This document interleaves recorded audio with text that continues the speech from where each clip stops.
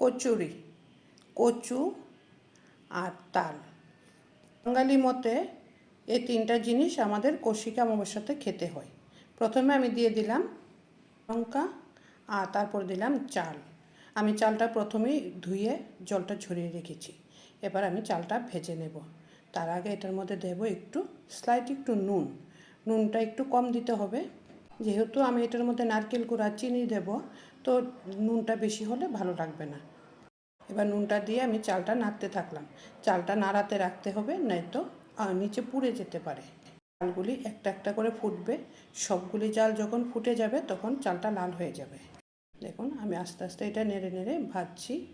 তো এটা ফুটছে, এটা আস্তে আস্তে ফুটছে।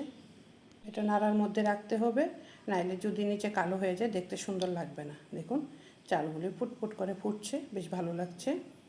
তো এবার সবগুলি চাল যখন ফুটে যাবে, দেখুন এবার লাল হয়ে গেছে, তার মানে সবগুলি চাল ফুটে গেছে। আমি এই খোলাটা নামিয়ে নেব। একটা চিমনির সাহায্যে এটা নামিয়ে নিলাম। এবার কড়াইটা আবারও বসিয়ে দিলাম, আবারও কিছুটা চাল দিয়ে দিলাম। এবার আবার সে আগের মতন চালটাকে একটু নুন দিয়ে চালটাকে আবার ভাজতে হবে। ভাজতে ভাজতে সবগুলি চাল যখন ফুটে যাবে, তো এগুলি আবার নামিয়ে নেব। এইভাবে আমি সবগুলি চাল ভাজি করে নিয়েছি। দেখুন চালটা হয়ে গেছে।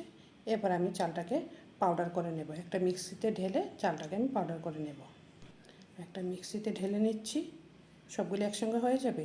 আমি সবগুলি একসঙ্গে দিয়ে দিয়েছি। অবশ্যই চালটা ঠান্ডা হলে দেবেন, আর যদি না হয় তাহলে মিক্সিটার অসুবিধা হতে পারে। তো আমি এবার এটাকে পাউডার করে নিয়েছি। দেখুন পাউডার হয়ে গেছে। আমি এখন ঢেলে দেবো একটা বোলের মধ্যে। এটাও মিক্সিতে একটু পাউডার করে নেব। এবার চিনিটাও আমি মিক্সিতে পাউডার করে নিয়েছি। দেখুন সুন্দর হয়ে গেছে। পরিমাণ মতো চিনি দিয়ে দেবেন।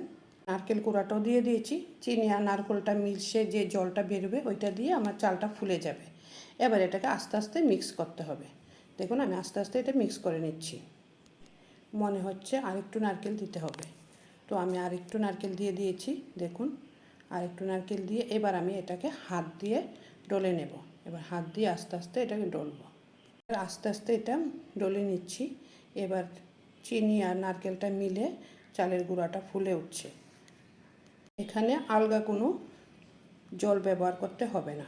যদি আপনার মনে হয় যেটা হচ্ছে না, তাহলে আরেকটু নারকেল দিয়ে দেবেন। তো দেখুন হয়ে গেছে, বাস এই যে হয়ে গেছে। দেখুন হাতে চাপা দিলে এটা জুড়ে যাচ্ছে। এবার আমি এটা দিয়ে লাড্ডু বানাবো। নারকেলের লাড্ডুর মতন চাপা দিয়ে দিয়ে এটা লাড্ডু বানাচ্ছি। একটু ভালো করে চাপা দিতে হবে, নাহলে খুলে যাবে। যদি টাইট করে বাঁধেন তাহলে এটা খুলবে না। যতদিনই থাক, এটা 3-4 দিন তো ঘরে আপনি রাখতেই পারবেন। এই যে আমার লাড্ডুটা হয়ে গেছে। এবার এটা রেখে আরেকটা বানাবো। দেখুন আমার সুন্দর লাড্ডু হয়ে গেছে। বাস এবার আরেকটা লাড্ডু বানিয়ে নিচ্ছি।